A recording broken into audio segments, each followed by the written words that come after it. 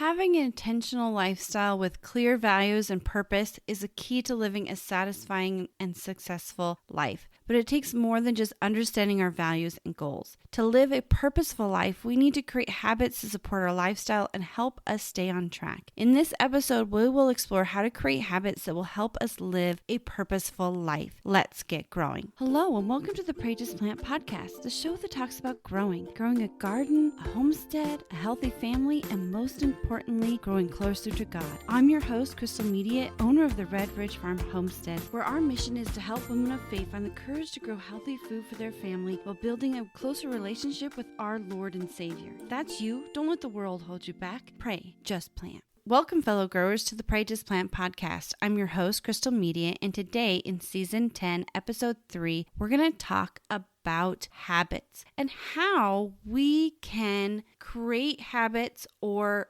develop habits that align with the purposeful life. This journey that we have decided to go on of growing our own food, creating joy in our home, bringing the Lord along our side, and creating purpose in our life. We're going to talk about understanding and refining our why, identifying habits that support your why, setting goals that are meaningful and achievable, creating an environment that supports your habits, and developing an accountability system. And I promise you that I have a guide inside this episode that I'm going to talk about that's called the Grow with Habits Guide. It's a one-sheet piece of paper that's going to walk you through pretty much everything that we're going to talk about today. Just really quickly on how we can lock down a few habits that can help us develop and grow more in this purposeful life that you and I have decided to venture down. So our first topic is understanding and refining your why. Why is it? Why did you choose this purposeful life? Was it to provide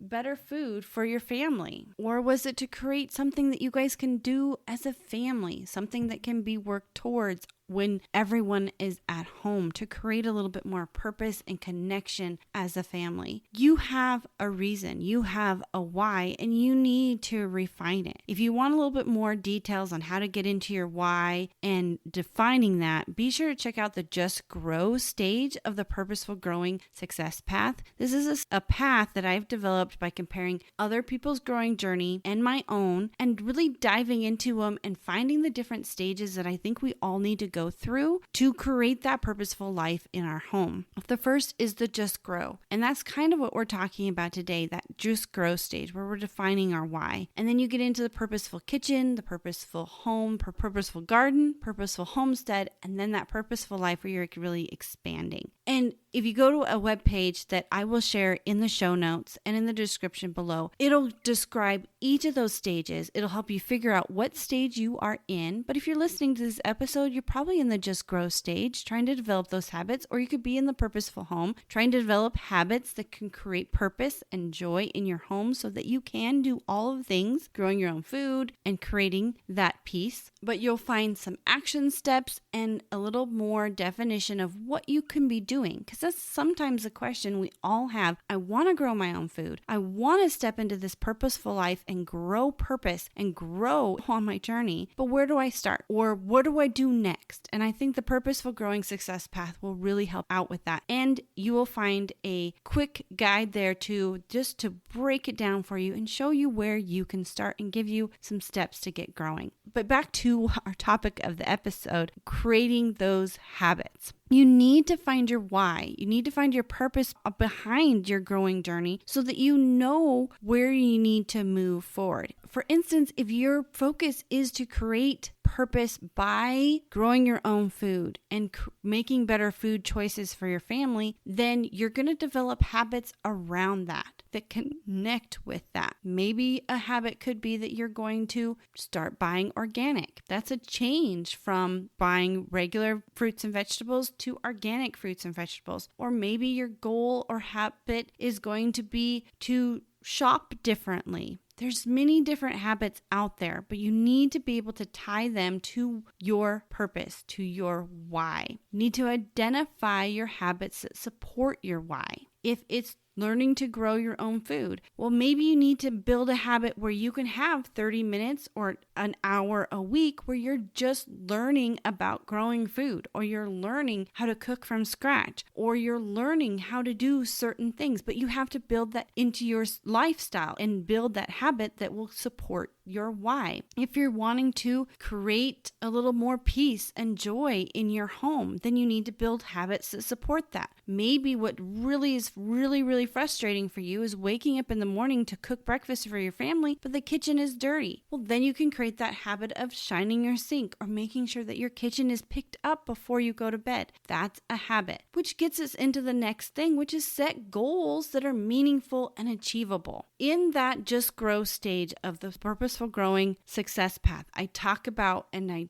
walk you through developing and setting your goals. Because what you need to do is you need to set your goal first, figure out your why, figure out the first steps that can get you to your why, those are your goals, and then break apart your goals into things that you can do every day so that those goals can be achieved. That's your habits. The next thing you really have to do is, once you get your habits figured out, is you have to create an environment that supports your habits. If you don't want to wake up to a dirty kitchen every morning, then you have to create that window of time in the evening before you're exhausted to get your kitchen cleaned up. And maybe it's not all on you. Maybe you need to create a habit of community service in your home where you all get up after you eat supper and everyone has a chore and it takes 15 minutes to get the kitchen cleaned up. That's one thing that we started doing. I felt tired and exhausted. My kids are older. I have all teenagers now. So I started asking my husband, and we discussed about creating a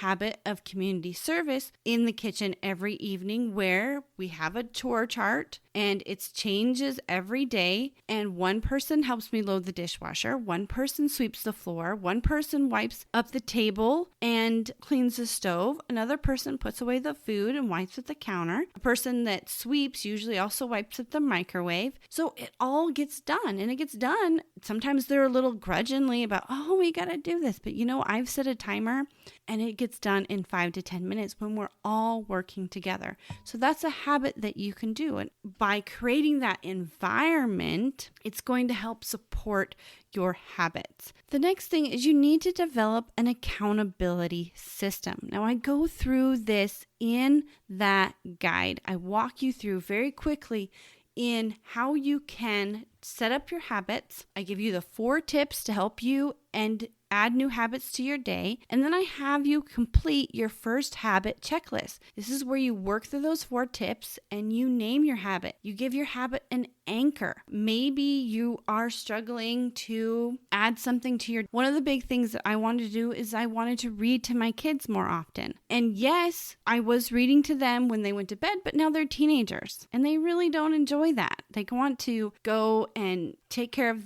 that situation by themselves now. They want to tuck themselves in. They just want a quick good night, mom, and be over with. So instead of me reading that at that time, I tied the habit of reading out loud to my kids at breakfast or at lunch. When they were sitting there eating, I brought out the read aloud book and I read to them. We don't do that so much now, but you can see how you can tie habits to something. Tie that to your anchor. One of the things that I've done, I've tried to start being a little more active. It's winter time, so I wanted to actually maybe work out or do a little bit of self-love and exercise my body. That in the morning, I get directly into my workout clothes instead of into my out doing chores clothes, so then I could work out. I can make breakfast for my husband, and then I go change to go out and do my chores. But by connecting that habit to what I do already every day, I prepare myself, and I'm pretty much creating that environment, right? I'm creating that environment for me to do that goal. Instead of getting up and getting on my everyday clothes that I go out to do chores, I'm putting on my workout clothes, so then I feel like working out. I'm already in that environment. And so working out only takes 15-30 minutes. It's done, and I can move on with my day. The next thing is, you're describing your habit. You're figuring out exactly what you're going to do and what you're going to anchor it to, and where is your habit tracker. So a habit tracker is something very simple. You can put it on your calendar with little hearts. That's what I do to remind myself to take my pills. Put 7 hearts on the top of my calendar. And every day when I take my iron pills and my vitamins, I go and I fill in that heart, and it helps me keep track. So there's many ways that you can track your habits. But if you grab this little guide, it's going to walk you through a few questions that'll help you make sure that you are successful in creating your habits and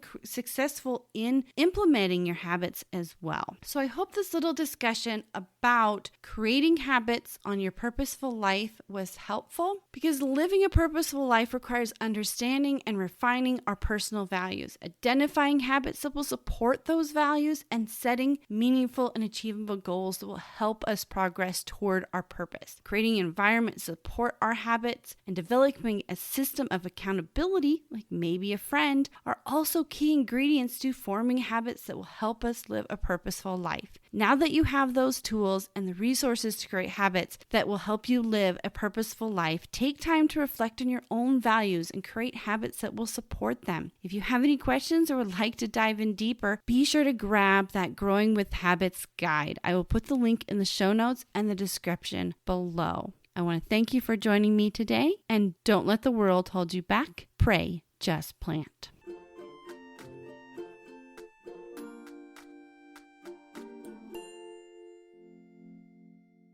This week's episode is brought to you by the Building Soil Health Handbook. This handbook was designed to help you take the guessing out of improving your soil, to help you become the expert your soil has been waiting for you to be. Many of us think that we're gardeners of vegetables and gardeners of fruits, but we're not. We are stewards of the soil. In this handbook, I walk you through the 4 steps I've used here at the farm to improve my soil. I want to help you become the expert that you never realized you could be. To grab your free copy, go to redridgefarm.org/resources.